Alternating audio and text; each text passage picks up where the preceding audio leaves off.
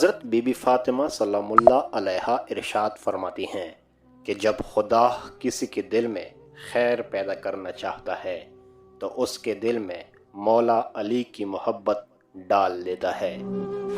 امام جعفر صادق علیہ السلام فرماتے ہیں جب رات کو تم اپنے بستر پر آؤ تو غور و فکر کرو کہ تم نے اپنے پیٹ میں کیا ڈالا ہے اور اس دن تم نے کیا کمایا۔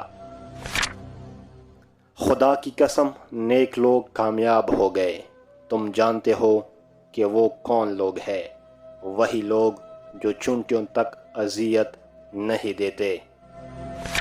امام جعفر صادق علیہ السلام تلقین کرتے ہیں مناسب گھرانے میں شادی کرو کیونکہ خاندان کی خصوصیات بچوں میں منتقل ہوتی ہے۔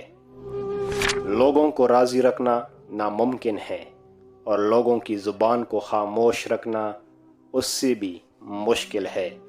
لوگوں کی زبانوں سے تو انبیاء تک محفوظ نہ رہے۔ جہالت سے بڑا کوئی دشمن نہیں۔ 4 قسم کے لوگوں سے پرہیز کرو۔ نمبر 1، جھوٹ بولنے والے سے جو تمہیں ہمیشہ دھوکے میں رکھے گا۔ نمبر 2، احمق سے جو تمہیں بجائے فائدہ کے نقصان پہنچائے گا۔ نمبر 3، بخیل سے جو اپنے تھوڑے سے نفع کی خاطر تمہارا بہت سا نقصان کر دے گا۔ نمبر 4، بزدل سے جو مشکل وقت پر تمہیں ہلاکت پر چھوڑ جائے گا۔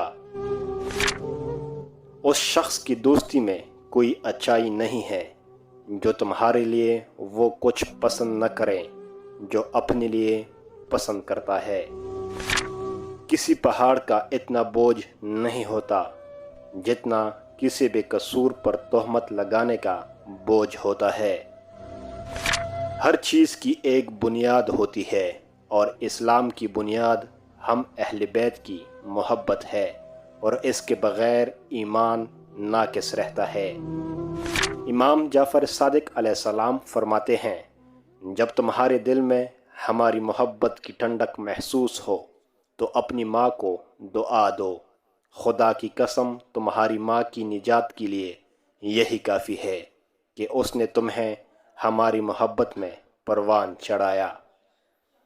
دوستوں، ہماری ویڈیو پسند آنے کی صورت میں ہمیں سبسکرائب کر دیں اور دوستوں کے ساتھ شیئر کر لیں۔